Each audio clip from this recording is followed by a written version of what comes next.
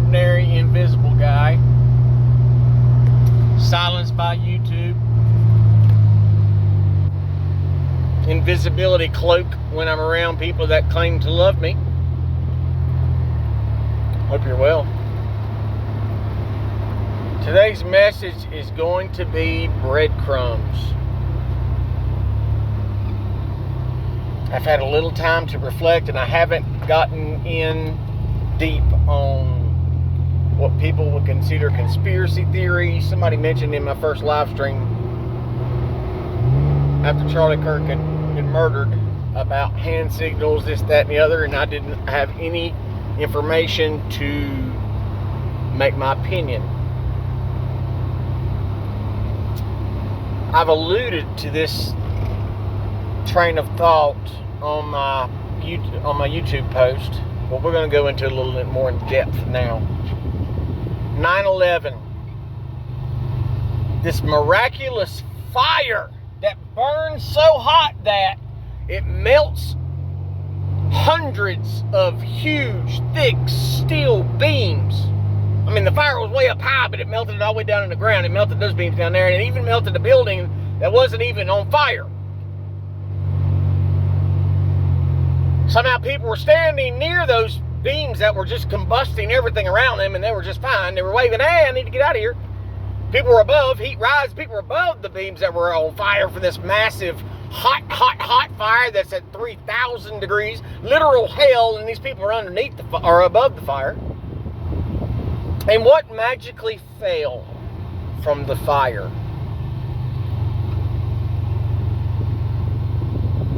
Perfect, intact passports.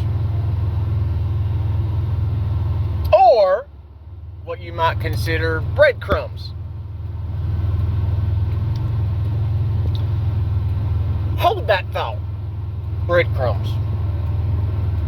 You remember Butler, Pennsylvania, where we still really don't know who attempted to kill Trump?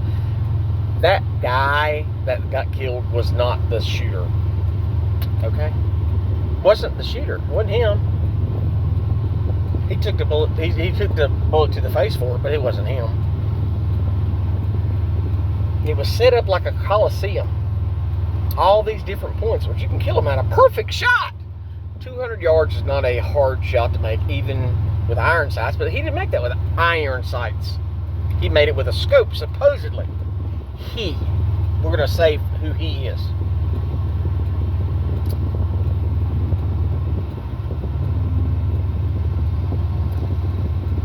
Six police officers for a crowd of 2,000 to 3,000, possibly 4,000 kids. 6 cops. That's it. 6 cops not in uniform. And then Charlie's security. So they magically found video of the shooter walking through the neighborhood, getting ready to go to the school so he could go do his deal. And he's walking with a limp because he's got this supposed 30-06 up his pants leg and up his back, and he's walking with a limp because he's got to hide the firearm. Okay. So he supposedly gets up there, gets ready, and there's these 2 guys giving hand signals. And those were absolute hand signals, just like a baseball game. Hand signals. Total coordinated hit. But we're made to believe, oh, yep, this kid. He had one talk with his family about how Charlie Kirk's a hate monger, and boom, that's it. And his dad turns him in. Okay.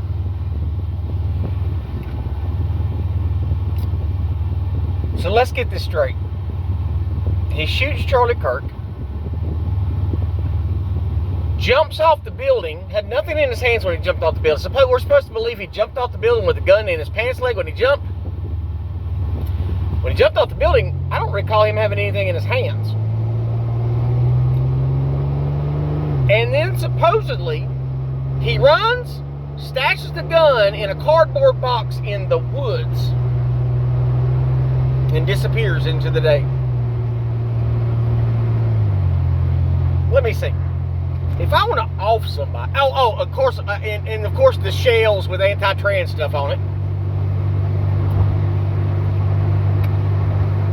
Those are breadcrumbs. The trans stuff is breadcrumbs. The box, breadcrumbs. In the video, in the photo I shared with you guys, you can see he had an articulating mount for that gun. He did.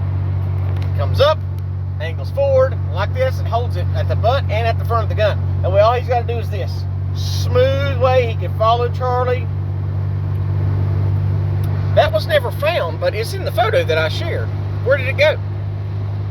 If you're going to leave that behind, why ain't you leaving the gun behind?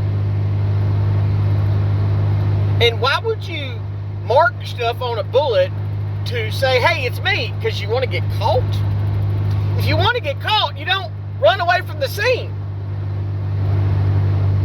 And if you don't want to get caught when you run away from the scene, you dump the gun where you shot it from and run away with nothing in your hand. Because what's more guilty than jumping off the roof and some college kid tackling you because you're carrying a rifle?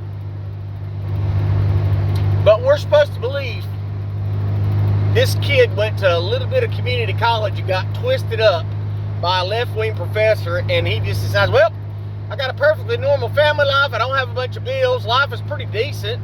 I'm probably on Prozac, and I'm probably on antidepressants because the left is. And because of all that, I want to go ruin my life and shoot a person I've never met. And it's obvious he's never watched Charlie Kirk before, because Charlie Kirk's not hateful. He's just not. So we got these breadcrumbs. When we see him jump off the roof, he wasn't limping. So how did he have the gun?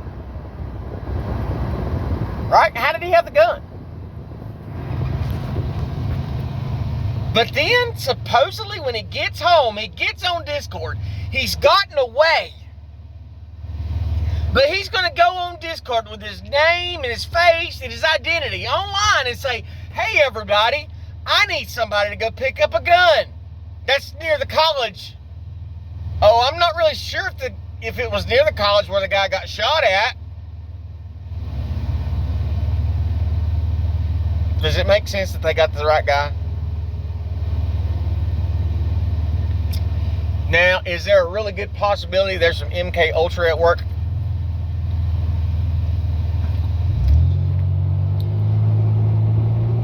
The kid had shot from a young age, and I've seen Mason make a 200-yard shot with a scope. Mason could do it. I can't remember, but I think the Mason made a 300-yard shot as well when we went to the shooting range. My buddy's got a range. It's just long. He's got 300 yards on it. It's awesome. It's like 100 acres of prime hunting. Real close to my house. Nobody's allowed to hunt there. So breadcrumbs. He's standing up on the roof. He's obvious. People are seeing him. Hey, he's on the roof. But we're supposed to believe this kid that wanted to get away would leave all this transsexual garbage on a bullet, would say, hey, here's the firearm out in the woods, somebody go get it. Breadcrumbs, passports, 9/11 passports. This is a federal operation. Now, for what? If you believe in pre-crime, well, they wanted to kill Charlie Kirk because he probably would have been our president within the next 8 to 16 years. Yes, he would have. He may have been our president in 2028. It's very, very possible. And he would have made a good Christian president because he didn't have no skeletons in his closet. He's a good kid, and I love Charlie Kirk. Breadcrumbs. You got the signals from feds. Those were feds. And they were inside the gate. Now, how hard would it be for them to go up to Charlie? Hey, Charlie, Trump sent us over here. We're federal agents. We're here to cover you. They might have seen them around the Secret Service around Trump. We're just here to watch, man. If you don't mind, we'll be inside there. Just keep you extra safe. No big deal, okay? Because there's not many cops here today. Right? So they get to be right there beside Charlie. And they give the time to shoot right when Charlie starts talking about transsexuals, about transsexual shooter violence.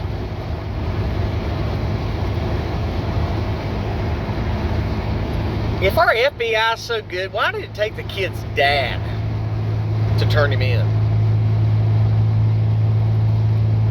Really? And if you're trying to get away, why wouldn't you? I mean, as many people still wear masks, especially on college campuses. Why wouldn't you wear a mask? I mean, there are several things that I would do if I was planning something like that, where it would create so much doubt. Convicting me in a court of law would be near impossible. There's so many things that no one has thought about, including the feds, that I could do that would eliminate any reasonable doubt. Eliminate them all. There's so many things you could do to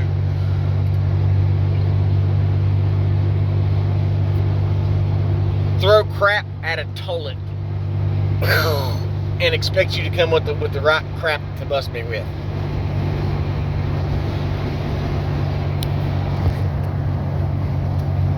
Thank God for air conditioning.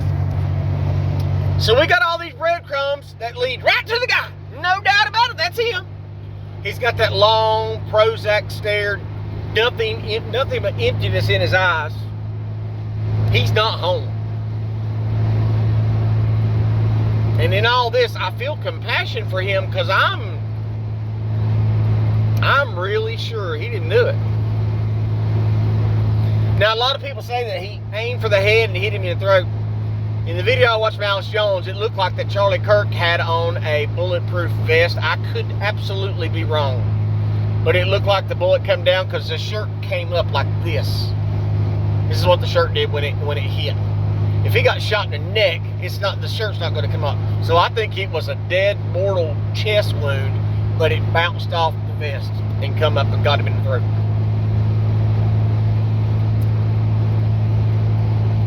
You don't necessarily, well, I don't know. Assassins will take a headshot, but you've got so much more room right here to make it almost unstoppable shot right here in this body mass. That's why soldiers wear helmets, but they don't wear big old shields all over their whole brain and all, because it's such a hard shot to take, because that's got the most action. And if you're sitting down, Charlie could turn just like Donald Trump. He could turn. So that was a center mass shot. That's what they were aiming, center mass. So breadcrumbs tell you, yep, it's this kid. It's him. And his dad even called in and reported him. Breadcrumbs.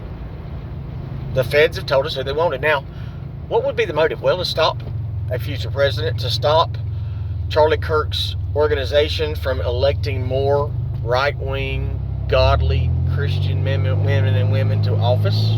That's a good one. Here's another one. I see a meme this morning, and I meant to share it, but I got caught up in another video and I didn't share it. But it was the last 5 shooters in these mass violence against children, and they were all nose ring, purple-haired wackos from the left. And Donald Trump said, yes, we need to ban guns from transsexuals. Well, we don't have to do that. We need to go back to 1980. You listening to me? And we need to designate that transsexuality is a mental illness. We need to go back to homosexuality is a mental illness. This is a defect. Now, all you people say, oh, they were born that way. That wasn't the case up until 20 years ago. But now, with all the atrazine in the water, yes. They're being born that way more now than ever, but they're being groomed to reflect it outwardly. They're being trained to be homosexual. They're being trained to be transsexual. When society says you should not be this, then people don't do that. It's just like if having pimples would make you more popular, that everyone would be rubbing butter on their face and eating pizza and doing all they can to make their faces break out because it's popular. But because acne is unpopular, people go through, they spend thousands of dollars covering up with makeup or medicine or God knows what. Man, beautiful Fords. God knows what, trying to cover the acne up. But now it's socially acceptable.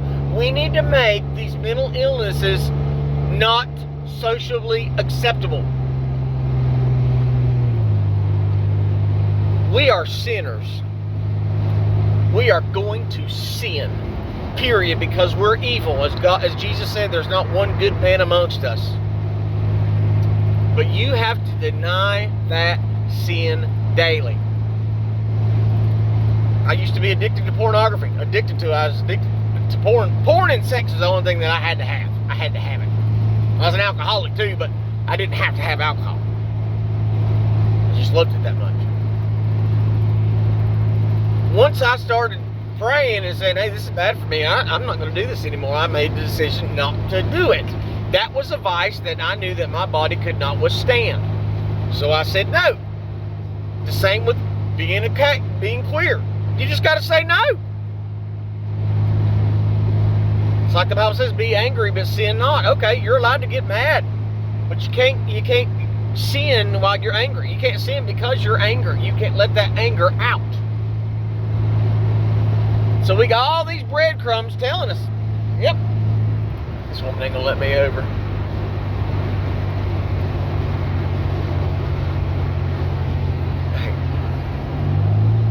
Oh, she's in Florida. No wonder they're very aggressive. Thank you. So we got all these breadcrumbs pointing the way, and anytime you've got all these breadcrumbs pointing you to the suspect, guess who he ain't? He ain't the suspect. You know what he is? He's the patsy. What other reason? Because Trump said maybe you need to take guns away from transsexuals, because they know that Trump is right on the edge of red flag laws. He's already tried to push them. Because Trump's sons carry. They do, and they've got armed security. So when you got armed security, it's easy to say, and if you're not a hunter daily, then you don't understand it. If you don't carry to protect yourself daily, you don't understand the right to bear arms. So Trump doesn't understand that he's never had to carry. Have I heard rumors that he does carry? Yes. But he's never had to. So if you push somebody like him over the edge, and you'll have everybody in Congress, yes, finally. Because the number one people in the world that don't want us to have guns are cops and government. So if they can use this mental illness, and I guarantee you there's a whole lot of MK Ultra going on, because with that Prozac, with these psychotic drugs, it opens up the brain barrier and it links your brain to your ears, and you start hearing all kinds of stuff that you wouldn't ordinarily hear. It opens you up and makes you an antenna to receive all these frequencies, all these people saying all these evil things. I know, because I've had them voices before too, and sometimes they're all the time trying to creep up on me, but I've, by the grace of God, been able to block them out. By the grace of God, I stopped listening and stopped trying to hear. What's it saying? It sounds like a murmur underneath the floor. Like you hear somebody in a hotel room and they're talking. You can hear them talking, but you can't really make out the words. Well, that's what V2K is like until you tune in, and what they're doing, they're fine-tuning that frequency for you. Fine-tune it so you know exactly what they're saying.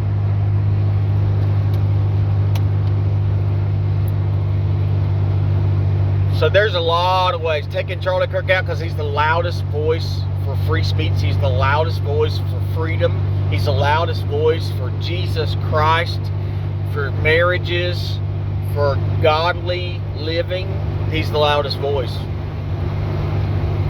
So you take out and you make him a martyr. They didn't want him to be a martyr, no.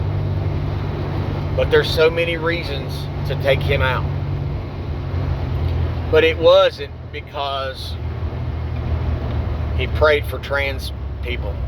It wasn't because his opinions. It wasn't his opinions. It was his voice. It was his reach. So this is breadcrumbs. When you put the pieces together like I have, you know this is a federal operation. As if it ain't obvious enough that guy up there giving hand signals. 2 men giving hand signals, boom. And as soon as Charlie talks about transsexual violence, boom. And then we got right on. Listen, if I'm gonna kill somebody, the last thing I'm gonna do is engrave crap on a shell. The last thing I'm gonna do is leave fingerprints on a shell. The last thing I'm gonna do is shoot somebody. And here's another thing. He broke. We're supposed to believe that he had the gun in his pants and walked up the hill. Walked up and got on top of that building.